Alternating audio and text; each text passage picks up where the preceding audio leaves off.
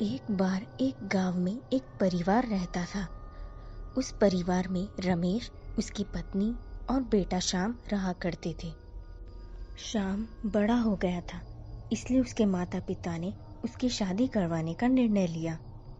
वे श्याम की शादी ऐसे परिवार में करवाना चाहते थे जो अपनी बेटी के साथ खूब सारा धन दहेज के रूप में दे सके। लेकिन उन दोनों की यह मनोकामना पूरी नहीं हो सकी, क्योंकि श्याम को उसके ही गांव की एक लड़की बहुत पसंद थी, जिससे वह विवाह करना चाहता था। उसने अपनी मर्जी अपने माता पिता के सामने रख दी। अब उसके माता पिता भी क्या करते, उन्हें श्याम की बात माननी पड़ी। श्याम और नीलम की शादी करवा दी गई, लेकिन उसकी सास उसे हर रोज ताने देती थी ताकि वह श्याम का पीछा छोड़ दे। लेकिन इसके बदले में नीलम कुछ नहीं कहती थी और अपने सास और ससुर की सेवा में लगी रहती थी। अब मोहन और नीलम की एक लड़की हो चुकी थी। लड़की होने पर नीलम की सास बहुत नाराज थी, उन्हें पोता चाहिए था। इस बार भी उसने अपनी बहू पर तानों की बरसात करना शुरू कर दिया। श्याम कुछ दिनों के लिए गांव से बाहर जा रहा था।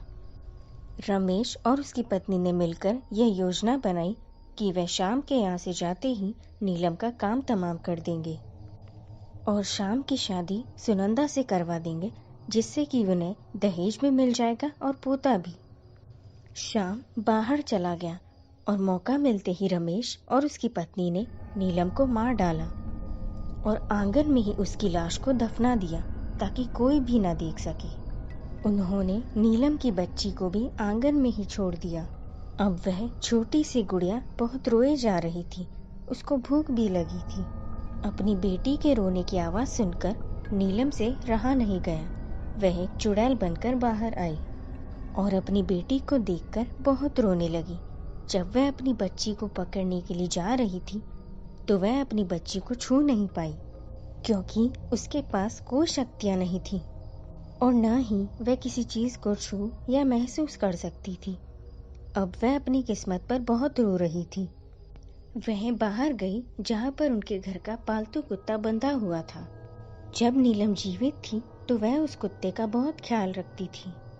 कुत्ते ने नीलम को देख लिया। अब वह अपनी पूंछ हिलाने लगा। नीलम ने फिर कुत्ते से मदद मांगी और कुत्ते ने नीलम की बच्ची को जमीन से उठाकर ऊपर बिस्तर पर रख दिया। उसको भूख लगी थी तो कुत्ते ने दूध की बोतल उसके मुंह से लगा दी। अब बच्ची का रोना थोड़ा कम हो गया और वह दूध पीकर आराम से सो गई। अब नीलम चुड़ैल घर में इधर उधर भटकने लगी।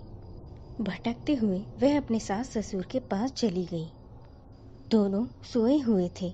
नीलम ने उनको बहुत कोसा, लेकिन उसकी आवाज उन तक नहीं पहुंच पाई। नीलम बहुत बेबस महसूस कर रही थी। नीलम ने अब ईश्वर को याद किया।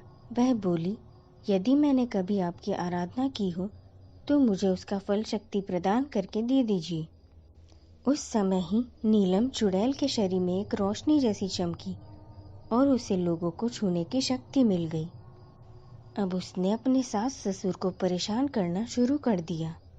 नीलम के सास ससुर समझ गए कि नीलम का भूत उन्हें परेशान कर रहा है। अब श्याम भी घर वापस आ गया था। श्याम नीलम को घर में ना पाकर बहुत चिंतित हो उठा।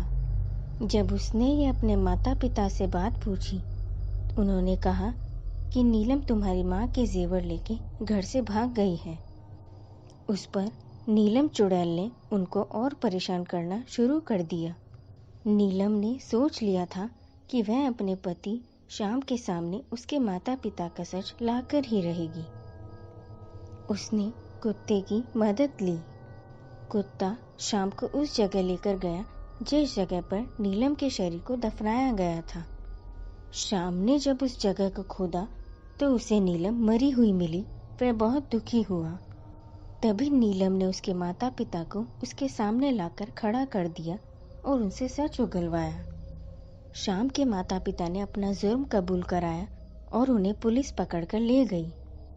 अब नीलम चुड़ैल के रूप में मोहन के सामने आई और बोलने लगी, आप हमारी बेटी का ख्याल रखना, मुझे अब जाना होगा।